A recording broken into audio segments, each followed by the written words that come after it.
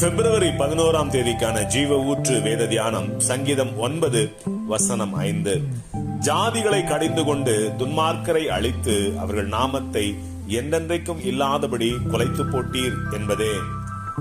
தங்கள் பெயரை பிரஸ்தாபப்படுத்தவும் சுய புகழ்ச்சிக்காகவும் வாழ்கிறவர்களை துன்மார்க்கர் என்று வேதம் கூறுகிறது.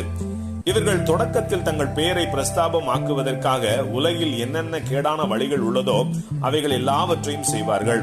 அதற்கு பின் பிரபலமாக்கிய தங்கள் பெயரை தக்க வைத்துக் கொள்ள முயற்சி செய்து கொண்டே இருப்பார்கள். இந்த முயற்சிகளிலும் தேவனுக்கு பிரியமில்லாத வழிகளிலேயே தங்கள் பெயரை காப்பாற்றிக் கொள்ள முயற்சிப்பார்கள். இவர்கள் மற்றவர்களுடைய உணர்வுகளுக்கு கொஞ்சமும் முக்கியத்துவம் கொடுக்க மாட்டார்கள், மதிக்கவும் மாட்டார்கள். சுயநல மிக்கவர்களாகவே இருப்பார்கள். கடவுளுக்கு பயப்படுகிற பயம் கொஞ்சமும் இருக்காது.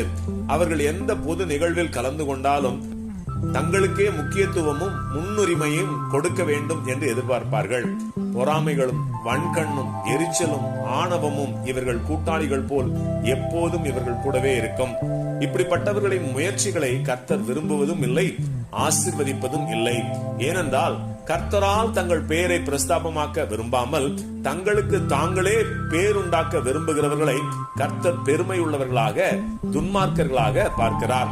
பெருமை உள்ளவர்களுக்கு தேவன் எதிர்த்து நிற்கிறார் என்று வேதம் கூறுகிறதே.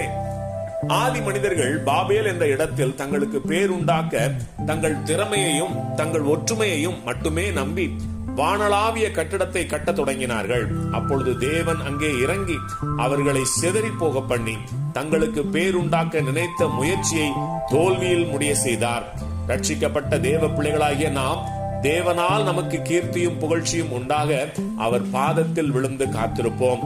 அப்பொழுது கர்த்தர் ஆதியாகமம் 12:2 நான் உன்னை பெரிய ஜாதியாக்கி உன்னை ஆசீர்வதித்து உன் பெயரை பெருமைப்படுத்துவேன், நீ ஆசீர்வாதமாயிருப்பாய் என்று நம்மை ஆசீர்வதிப்பார்.